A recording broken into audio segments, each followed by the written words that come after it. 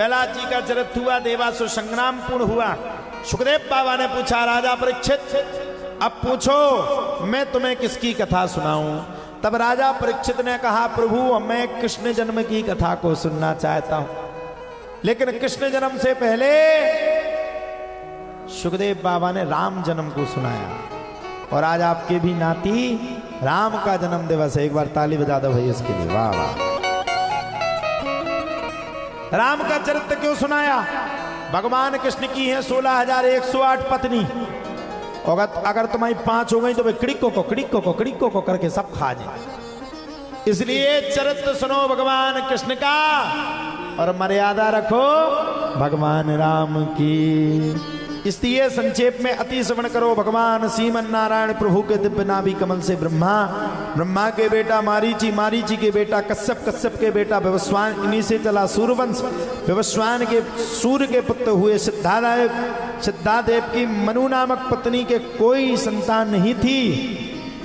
और इन्हीं के वंश में महारानी सिद्धा सूर्यवंश की प्रथम देवी बेटी के रूप में आई। इत्यादि इत्यादि वंश हुए।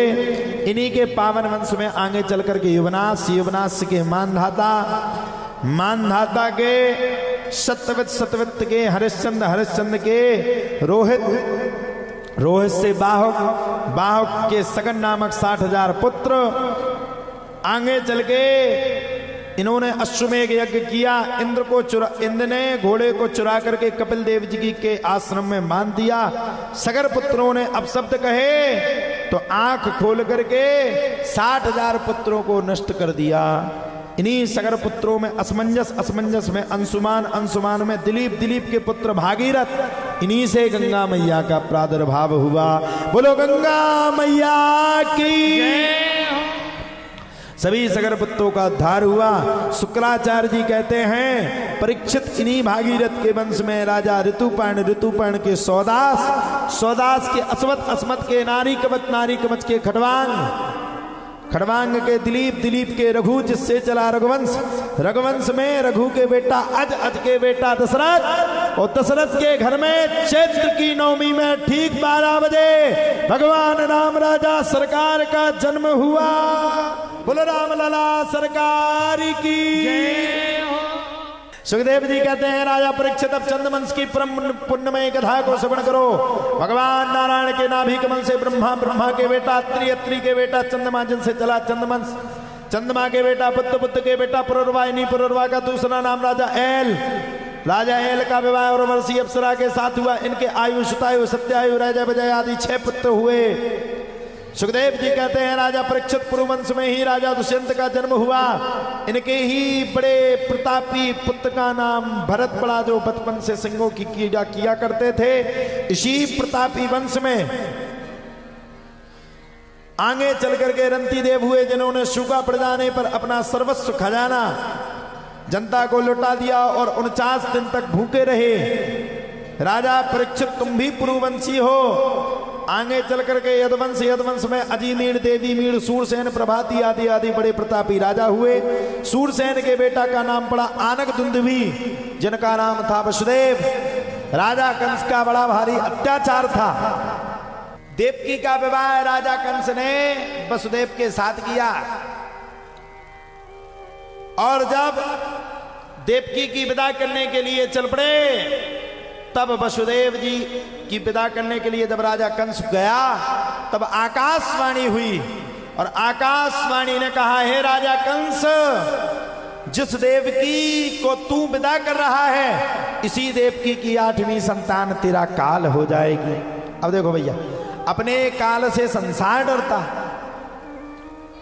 कोई संसार में काल के गाल में नहीं जाना चाहता। कारक ग्रह में डाल दिया। देवकी की 1 से लेकर के 6 संतानों को मार दिया। 7वीं संतान के रूप में बलराम जी आए तो संकर्षण विधि के द्वारा किसके पास पहुंचा दिया?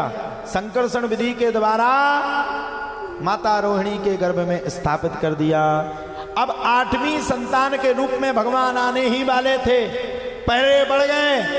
माता के गर्भ में खूब तेजायमान, गुंजायमान, प्रकाशमान शोभित होने लगा।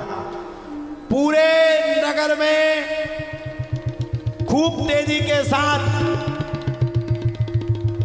पहरेदारों को पहरा बढ़ा दिया गया, कारक ग्रह में भी पहरा बढ़ा दिया गया। अब आ गया भगवान के प्रकट होने का समय। भादों का मास था, कृष्ण पक्ष था, रोहिणी नक्षत्र था। खूब तेज घनघोर बरसात हो रही है, बिजलियां तड़तड़ा रही है, खूब तेज बारिश हो रही है और रात के ठीक 12 बजे भगवान प्रकट हो गए। बुलंद के लाला की जैसे ही भगवान प्रकट हुए वैसे ही अपने आप बेड़ियां छूट गई, पहरेदार सो गए। भगवान को छपड़ी पे लाद करके वसुदेव जी महाराज सीधे ब्रज की ओर जाने लगे। बीच में मिला यमुना नदी। यमुना मैया ने भगवान के पैर छूने के लिए आए तो भगवान पगों को ऊपर कर ले।